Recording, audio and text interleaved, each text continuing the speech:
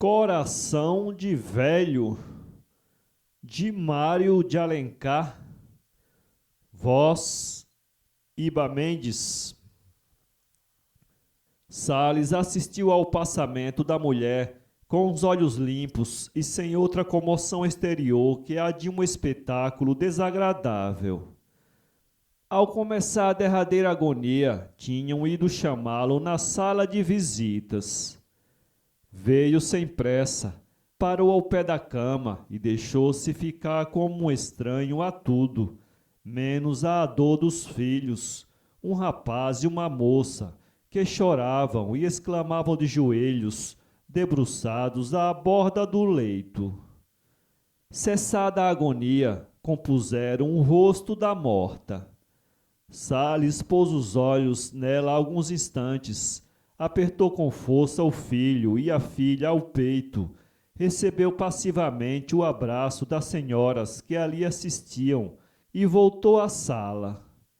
Sentou-se na mesma cadeira de balanço a que tinham ido buscá-lo e em que pernoitara as 2 últimas noites da moléstia da mulher. Depois de acender o charuto, aquietou-se, esperando que amanhecesse para providenciar sobre o enterro. Como aquela morte era esperada desde muito, Salles já tinha à mão, numa gaveta da secretária, o dinheiro para as despesas. Entregou-o horas depois a um parente que se incumbiu da diligência e permaneceu naquela postura, calado, até começarem os apressos da câmara mortuária. Retirou-se então para a sala de jantar e ali recebia os pêsames do que iam chegando. Erguia-se, retribuiu o abraço sem mais palavra que a de um agradecimento sumido. Se não tinha pesar expansivo, também a sua atitude não destoava da situação. Era recolhida e grave. Podiam notar-lhe os estranhos a serenidade da fisionomia. Os amigos e parentes ou não reparavam na expressão do seu pesar, ou advertiam que não era de esperar outra coisa naquele transe. Todos lhe conheciam o ânimo áspero, o tom secarrão das palavras e do semblante. Para os mais íntimos não ficava escondida a sua bondade. Sentiam-na frequentemente, mas externava-se ela de tal jeito que aparentava indiferença ou insensibilidade. O mesmo sorriso nele tinha à primeira vista o ar de carranca e os gracejos que gostava de fazer, mas semelhavam ralhos. A sua familiaridade requeria iniciação e costume para ser entendida e estimada, sobretudo nos últimos anos, quando a velhice e os aborrecimentos da vida foram agravando o humor nativo. Impressionava particularmente o seu teor doméstico, que é o espelho fiel da pessoa. Chefe de família pontual, mantinha sem desvios o conforto e o passadio da casa. Não faltava aos seus deveres de presença, mas era rude no trato, mais do que com a gente de fora. E essa rudeza piorava à medida que o sentimento devia pedir-lhe brandura pela enfermidade da mulher. A enfermidade prolongou-se por anos, sem agravação e sem pausa, mas com o efeito peculiar às longas moléstias crônicas, de mutação da natureza no aspecto, nas tendências e nos hábitos pessoais. Nada escasseava à enferma em medicina e em satisfação dos seus caprichos mórbidos, e, por parte dos filhos, em carinhos. Mas a impaciência de Salles chegou ao extremo. Ele já não podia dominar os impulsos de irritação que, no parecer dos amigos, tinha por causa a ineficácia do tratamento da mulher, mas que, na opinião dos demais, resultava da própria presença da mulher. Evitava-a, quase que não lhe dirigia a palavra, e respondia-lhe de través, breve e desabrido. Ela percebia-o, queixava-se, e era pior. acabou conformando-se, afinal resignada, porque a não ser o carinho e delicadeza do marido, tudo mais ela tinha para contentar as veleidades e necessidades de enferma. Na verdade, não era aprazível a companhia dela. Não havia excentridade molesta que lhe não ocorresse e ela não praticasse caprichosamente. E quanto mais queriam dissuadi-la, tanto maior era a sua pertinácia. A seus cacoetes e caprichos obedeciam os filhos, penalizados pelo que lhes custavam impaciência ou aborrecimento, ou vexados quando assistiam estranhos. E nessas ocasiões procurava atenuá-las com disfarce. Salles é que não disfarçava nunca o seu vexame. Se não estava em veia de indiferença, rompia em comentário rude e expressão oblíqua, ainda mais pejorativa. E com um ela ou esta senhora, ditos em presença da mulher, expandia mais desdém do que num desaforo direto. Durou anos esta situação, e assim, ao agravar-se desenganadamente a doença, a expectativa de todos era o alívio que traria aquela morte para a enferma e para o marido. A atitude de Salles no transe não dava, pois, que estranhar a ninguém, e apenas impressionava pela sua gravidade silenciosa, porventura triste. O que surpreendeu e espantou, e ninguém explicava, foi o sentimento de Salles no dia imediato ao do enterro e pelo resto da vida. Tinha, como os outros, dormido longas horas depois da vigília de noites consecutivas. Levantado e banhado, entrou a percorrer a casa como um sonâmbulo, tendo uma expressão do olhar a um tempo indagador e distante. Parecia ir se compenetrando da realidade que o surpreendia a espaços de improviso. Era como se lhe faltasse aqui e ali o chão diante dos pés, e ele sustivesse a marcha, indeciso entre o retroceder e deixar-se cair abandonadamente. Demorava-se mais no quarto da morta, já desguarnecido da cama e dos últimos vestígios da enferma. Os vivos apressam-se em apagar os restos da morte. Era agora um quarto apenas desocupado. Os cabides sem roupas, o lavatório sem água. Nenhum já dos muitos frascos de remédio, e sobre a cômoda e mesa não mais aqueles objetos de uso cotidiano. Aparentemente tinha mudado tudo. Não se diria que na antevéspera ainda tivesse pousado ali o corpo dela e que ela houvesse ocupado tantos anos naquele aposento. Mas na parede, próximo à cabeceira da cama ausente, pendiam ainda alguns quadros. Alguns de santos, os retratos dos filhos, pequeninos, e o do marido. Salles deteve-se a olhá-lo e a rever-se naquela figura antiga de moço. Depois de uma contemplação muito longa, em que o pensamento abstrato tinha a maior parte, sentou-se junto à mesa escrivaninha, móvel de velho modelo e muito usado. Lembrou-lhe que fora um presente seu à mulher. Examinou-a lentamente, indo em espírito até a data, e ficou de olhos parados, a cabeça às mãos e os cotovelos sobre a mesa. Os filhos acharam-no ali em total absorção.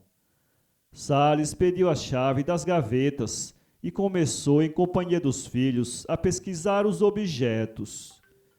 Em contraste com eles, que choravam, Salles conservava no semblante o ar de abstração. Os objetos eram, entre coisas de pouco preço guardadas por amor do hábito, joias ou pequenas lembranças, cartas, retratos de família, alguns em daguerreótipo. Entre estes, um da morta. Representava a moça e recém-casada. Salles alvoroçou-se com o achado, indiferente aos outros objetos e papéis que os filhos iam revolvendo nas gavetas, Conservava o retrato nas mãos e fitava-o numa concentração profunda. Em torno dele tinha se desvanecido a atualidade. Não via os filhos, parecia não ter a consciência da sua própria condição presente. O espírito remontava um passado de 40 anos e recapitulava os meses e os dias, e impressões e imagens apagadas, desfeitas no decurso do tempo. As que tinham prevalecido nos anos recentes apagavam-se agora. Moléstias, vexames, incompatibilidade de gostos, irritações, a mesma figura da enferma. Nada lhe ficava mais na retina e na lembrança, reocupadas totalmente por aquele daguerreótipo em que os olhos pareciam espelhar-se e configurar a vida. Achou assim e recompôs a sua verdadeira realidade, da qual os últimos anos, como um parêntes importuno, eram de súbito riscados. Houve um momento em que Salles já não pôde conter a comoção e chorou num pranto convulso, estertorado, exclamativo, em que se desatava com ímpeto um sentimento represo e acumulado. Os filhos olhavam-no surpreendido daquele choro tardio e não entendiam a diversidade das impressões, porque a imagem do daguerreótipo, posto que da mãe, era de um tempo anterior ao sentimento deles. A imagem que amavam e choravam era outra, a da mãe doente, a qual não se gravara em fotografia, mas lhes perdurava na memória. Daí o desencontro das mágoas e o espanto deles sem lágrimas ante as lágrimas do pai. Era o mesmo objeto do sentimento, mas lembrado e visto em fases diferentes e por olhos diversos. Outra diferença é que na dor dos filhos não havia travo de arrependimento que a agravasse. Tinham amado e servido a mãe com devoção contínua. A consciência de haverem feito o que deveram e puderam, e a certeza de que a moléstia fora incurável, suavizavam-lhes o desgosto. Tinham-se resignado gradualmente à ideia de vê-la morta, e até a morte lhes parecera desejável como um alívio para ela e para eles. A saudade era-lhes, pois, antes um sentimento de repouso que de tortura. Em Salles misturava-se o remorso. Não era bem remorso. Era outra coisa e até contrária. Havia na sua consciência e na memória dele uma solução de continuidade. Em presença da enferma, tinha-se-lhe aos poucos apagado a imagem anterior da mulher amada. A irritação do humor e o aborrecimento constante, determinado pelos cacoetes da moléstia, apressaram a obra do tempo. Subtraída pela morte a figura desagradável e recente que lhe ocupara a retina, o seu esforço de visão mental retrospectiva já não recompunha as feições últimas e superficiais. O que vinha surgindo era a impressão profundamente gravada e apenas adormecida, a imagem da mulher moça, casada ao seu coração e à sua existência, imagem indecisa a princípio, mas súbito refeita integralmente por aquele daguerreótipo. A sensação foi a de ter dado um salto no tempo. Faltava a acomodação dos extremos entre aquela vida e esta morte. Não havia pontos de transição e de apoio à habituação do sentimento. O velho marido via-se como um viúvo da esposa recente e sentia renascer o pleno ardor da mocidade, sem desilusão, porque era toda mental. Em consciência, ele não tinha vivido os anos de permeio entre o início da enfermidade da mulher e a morte desta. Ele não envelhecera, nem ela mudara do que lhe aparecia no daguerreótipo. A única realidade era a morte dela, que assumia agora o aspecto de um repentino desaparecimento e a horrível sensação de um vácuo.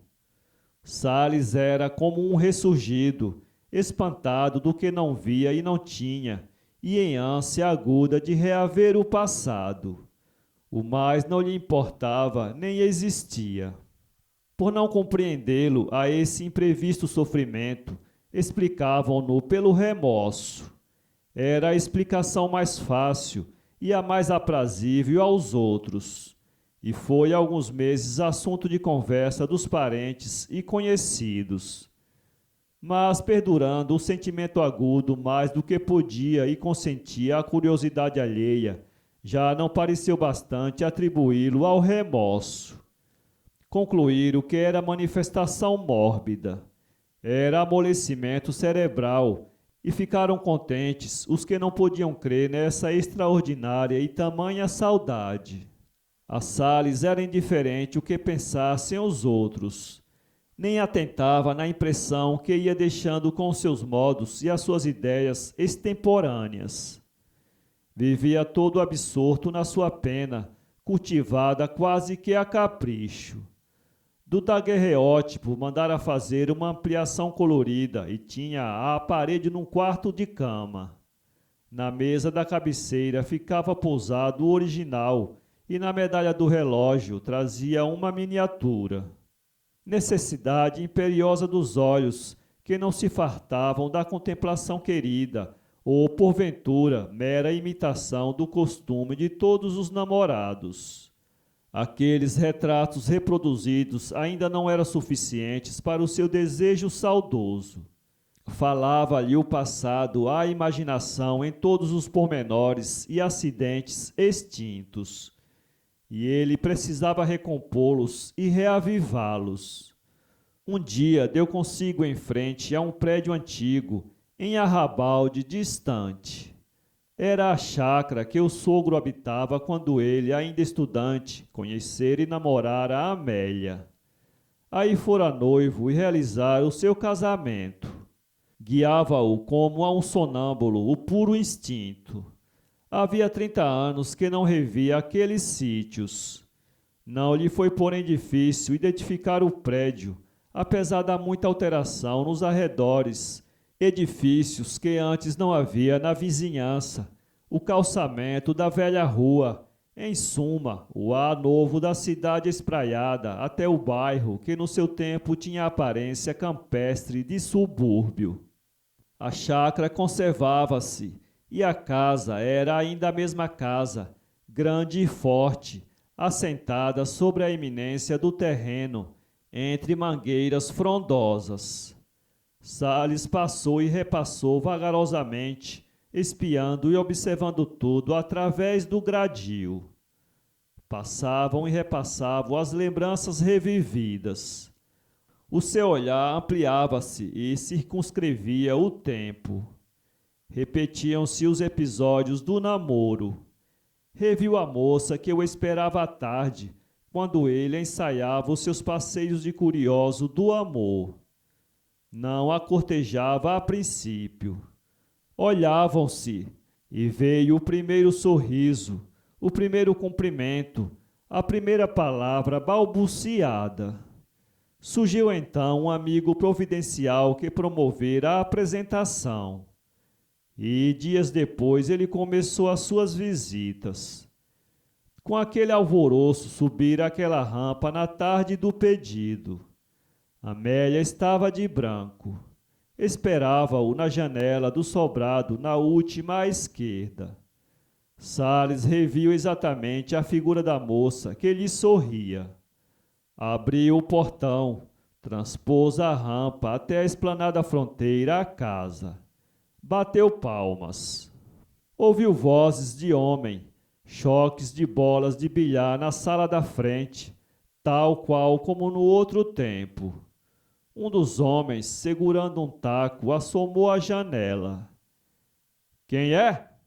Deparando com a figura de Salles, desconhecida, mas acatável, saiu ao jardim ao seu encontro. Salles ficou um instante perplexo. É o dono da casa? Sim, senhor, que deseja? Queira desculpar-me. Parecerá estranho o meu procedimento, nem sei como lhe explique. Morei nesta casa há muitos anos, aqui fui feliz e sinto uma necessidade invencível de rever esta chácara. Permite-me o senhor que eu a percorra alguns momentos? Ao dono da casa afigurou-se, na verdade, uma extravagância, mas sobresteve a negativa, atado pela velhice e aparente dignidade de Sales, sobretudo pelo luto que o cobria. Não cogitou do sentimento que ditava o pedido, nem quis interrogar nada para não interromper a sua partida de bilhar. À vontade, pode ir vendo a chácara, respondeu ele e voltou para a sala. Tanta indiferença foi um choque para Sales, que presumia achar um acolhimento de simpatia ao seu desejo. Pensou no que faria ele, invertidos os papéis. O mundo era a sua sensação. Como é que os outros não lhe viam nem compartiam a angústia? Doeu-lhe a frieza do trato, como uma desconsideração. E o atentar nisso valeu para atenuar o efeito da realidade evocada. A visão que ia retraçando a saudade dava-lhe tamanha dor que ele sentia no peito o ímpeto do choro a romper em soluços. Mas pôde conter-se e as lágrimas só lhe molharam os olhos. Deu volta à casa e, chegando à frente, aproximou-se da janela da sala para agradecer ao morador. Este acudiu ao som dos seus passos. Muito obrigado. Volto, não sei se mais aliviado ou mais aflito. E cortejando, dirigiu-se ao portão. O dono da casa ficara à janela a olhá-lo, e com ele os parceiros do jogo, todos curiosos do velho estranho. Um desses, apesar do porte e do aspecto de Sales, sugeriu a hipótese de que fosse ladrão. Outro, porém, julgou conhecê-lo de vista e de nome, e desfez a possibilidade. E debatido ao alvitre entre risos e chacotas, concluíram que o caso era apenas o de um velho gira. Sales chegava ao portão e voltava-se para prender o batente. Pôde ver o grupo de faces risonhas que o comentavam e adivinhou a causa do riso. Partiu amesquinhado e pungido, mas logo prevaleceu a consciência maior do passado revivo. Nessa tarde fez os seus primeiros versos e escreveu-os chorando. Nunca se ensaiara em literatura, mesmo na idade em que a poesia parece ser a língua universal. Sales ignorava as regras e os segredos da técnica, mas o sentimento supriu a ciência. O coração dava o ritmo e excessos ou deficiências da métrica ficariam despercebidos e não seriam maiores que as costumadas liberdades dos poetas. Dos versos feitos não tirou Sales vaidade, mas só contentamento de ter exprimido a sua voz interior. Era a oração escrita do seu culto, e só por isso gostou de mostrá-las a um ou outro amigo, que ele supunha amigo. Correu a novidade transmitida em malícia crescente. E não houve mais dúvida sobre o estado mental do viúvo. Nos poucos anos que viveu, a dor moral que o levantava em si mesmo diminuía-o no conceito dos outros. Os que mais lhe davam, e eram os parentes, sentiam compaixão por ele. Mas compaixão exclui apreço e amizade. Tal é a necessidade da contingência humana. Fora da compaixão havia o comentário derrisório. Qual é a fronteira do riso? Tudo lhe está dentro das linhas, nessa região da galhofa, infinita como o nada. Um pobre velho gira é coisa vulgar e indiferente. Mas a distinção pessoal é o sainete de uma caduquice. E assim o velho Sales, coberto do seu luto, fechado na saudade, fazia sorrir e rir, porque sabiam que ele chorava e fazia versos de saudade da mulher morta. E ainda se afigurou extravagância caduca o seu derradeiro desejo de que lhe fechasse no esquife os retratos dela. Fecharam-nos e esqueceram-no, sem haver entendido aquele caso de mágoa, entretanto bem simples. Em Sales, o coração não acompanhara a idade do corpo. Tinha hibernado longos anos sob o gelo da doença da mulher. Ressomando a atividade, abrochou como a planta dos Alpes, e só refloriu em saudade, porque a terra em volta era estéril e fria para outras flores. Coração de velho, tinha a raiz e a energia na mocidade, que só ele podia reviver em pensamento, e os outros ignoravam e não sentiram jamais. Para ler este conto, acesse www.poeteiro.com.